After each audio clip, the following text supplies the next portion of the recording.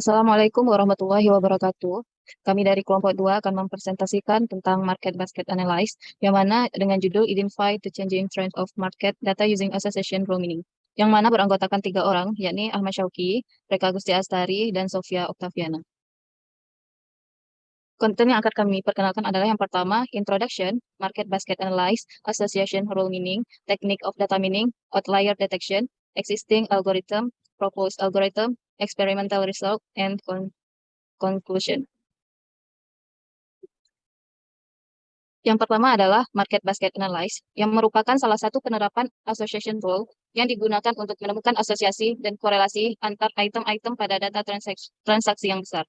MBA mampu menganalisis pola pembelian konsumen dengan menemukan asosiasi antara berbagai item yang dibeli konsumen dalam satu keranjang belanjanya. Tujuan utama dari MBA ini adalah mengidentifikasikan item-item apa saja yang cenderung dibeli oleh konsumen secara bersamaan. Dengan mengetahui item apa saja yang akan kita beli, maka dapat membantu toko menemukan berbagai informasi yang dapat digunakan sebagai dasar dalam menentukan strategi pemasaran dan promosi yang efektif untuk menarik konsumen. Selanjutnya yaitu Association Rule Meaning.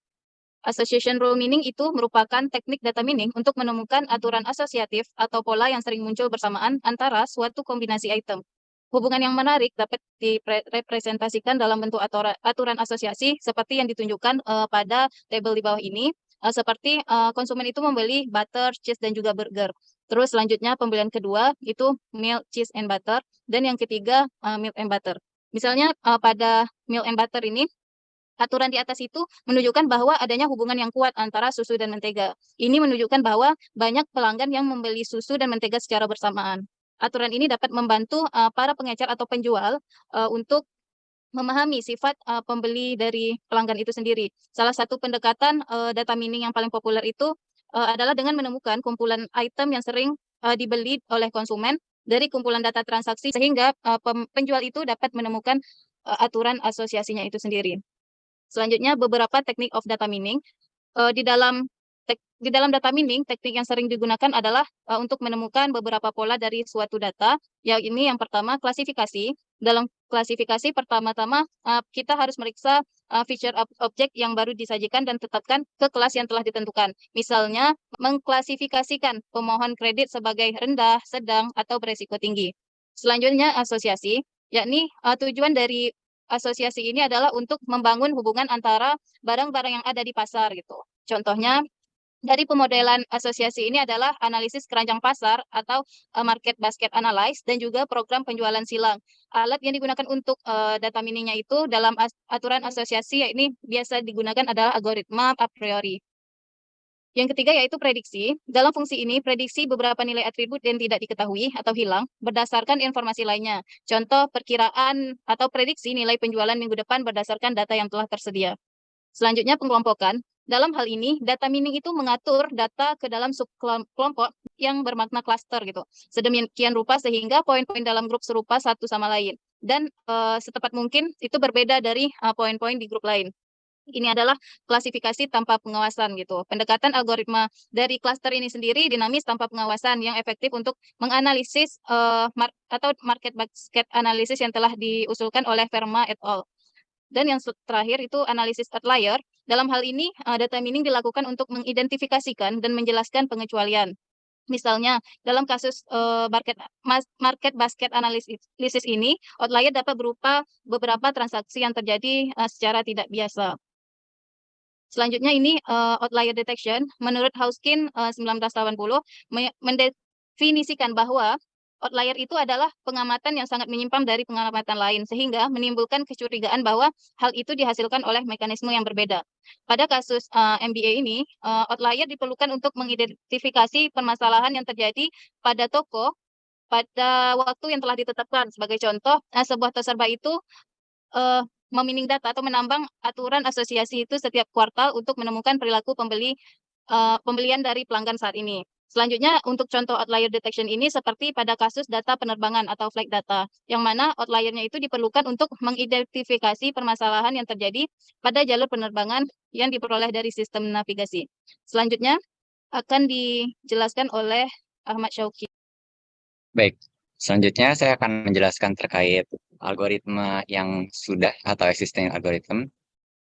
Jadi yang sudah kita ketahui bersama bahwa market basket analysis ini atau MBA ini adalah suatu algoritma yang memang sudah biasa dipakai di berbagai macam bidang, terutamanya mungkin di bagian marketing atau juga mungkin di bagian penempatan tempat-tempat yang sehingga toko misalnya ya, misalnya toko ada orang yang membeli roti maka juga akan membeli mentega misalnya. Nah, itu sudah biasa dan memang namun ada hal yang memang perlu untuk diperbaiki yaitu apa? Yang menjadi kekurangan dari algoritma yang lama itu adalah algoritma ini hanya dapat digunakan untuk data yang statis atau data yang sifatnya tidak berubah-ubah. Nah, pada algoritma ini, algoritma tidak dapat menangkap perubahan yang terjadi pada data. Oleh karenanya, umumnya ketika seorang itu melakukan analisis dengan menggunakan MBA ini, maka dia akan menggunakan algoritma tambahan untuk membandingkan perubahan yang terjadi pada data. Sehingga misalnya perubahan yang pertama itu dipakaikan MBA, yang kedua itu dipakaikan lagi, lalu baru itu akan dikomparasi. Nah, selanjutnya algoritma yang dikembangkan di paper ini adalah algoritma yang memang bisa mendeteksi perubahan yang terjadi pada transaksi yang ada di dalam database. Jadi semisalnya memang kalau dalam big data itu kan ada kecepatan perubahan dalam data. Maka dalam dunia yang penuh dengan perubahan yang sangat cepat perubahannya ini ya, maka diperlukan analisis yang memang juga bisa mendeteksi perubahan pada data-data real. Maka inilah yang memang algoritma yang ditujukan pada hal ini. Nah, di sini yaitu algoritmanya dinamakan ARM Predictor Algorithm. ARM itu adalah Association Rule Mining atau penambangan aturan asosiasi. Nah, pada dalam algoritma ini didasarkan pada ide dasar dalam aturan asosiasi. Ide dasarnya yaitu mencari ada supportnya, ada confidence-nya, dan juga ada skornya ya. Nah, ide utamanya adalah menemukan hubungan antara berbagai item atau berbagai barang dan melacak item yang terkait dengan nilai confidence yang paling tinggi. Lalu dari nilai confidence yang tertinggi itulah yang akan menjadikan prediksi utamanya. Nah, jadi memang ke dalam analisis ini ketika menginput suatu database atau dataset yang memang itu adalah transaksi-transaksi dari barang-barang yang sudah terjual, maka outputnya akan ada dua. Output yang pertama itu adalah aturan asosiasi yang sangat dapat diprediksi untuk data mendatang. Jadi yang diprediksi yang sangat maksudnya sangat diprediksi akan muncul datanya itu adalah yang memiliki confidence tertinggi atau yang memiliki keterkaitan yang sangat kuat. Maka itulah yang akan diprediksi. Dan yang kedua ini adalah outlier, aturan asosiasi yang paling tidak mungkin muncul di data mendatang. Karena outlier ini, maka ini bisa diabaikan. Lalu ini adalah definisinya dan penjelasan dari beberapa algoritma ini, yaitu ada yang pertama support. Ini juga sama dengan asosiasi rule atau mungkin yang biasa di MBA. Maka ini adalah jumlah kemunculan item di transaksi dalam database. Jadi misalnya X ini misalnya sedang mendeteksi, misalnya ada transaksi roti, misalnya support dari roti itu adalah berarti berapa berapa banyak transaksi roti dari sekian banyak transaksi yang ada di dalam dataset. Misalnya ada yang beli roti ada 4 dan jumlah transaksinya ada 8, berarti 4/8, berarti supportnya adalah 50%. Lalu ada confidence ini adalah support X. Jika X maka Y dibagi dengan support X. Ini adalah maksudnya misalnya dari sekian banyak dari sekian banyaknya transaksi X misalnya antara roti dan mentega. Maka dari sekian banyak transaksi yang terdapat rotinya, berapa banyak dari transaksi roti tersebut yang ada menteganya juga. Nah, itu yang disebut dengan confidence. Karena semakin besar nilai confidence-nya, maka semakin keterkaitan antara X dengan Y. Lalu ada juga skor X dan Y.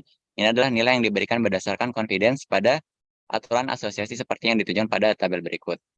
Nah, di sini adalah contoh dalam tabel kedua ini, yaitu confidence dari yang berdasarkan dengan umur yang memang disesuaikan ya, dari yang kurang dari 10, 10 sampai 20, sampai dengan yang lebih dari 90, dan ini diberikan scoringnya.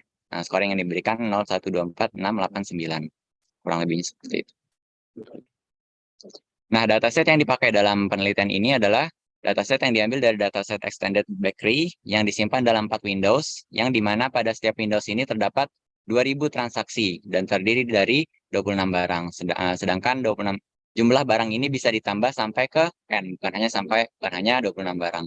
Nah, sumbernya dari link yang ada di dalam slide. Oke, selanjutnya akan dijelaskan oleh rekan saya, Sofia. Baik, selanjutnya saya akan menjelaskan terkait tahapan algoritma yang mana di sini dibagi menjadi dua tahap, di mana pada tahap pertama itu terdapat kumpulan data binar yang terdiri dari 4 windows yang sudah dijelaskan pada bagian dataset tadi, yang mana dataset yang digunakan adalah data extended memory.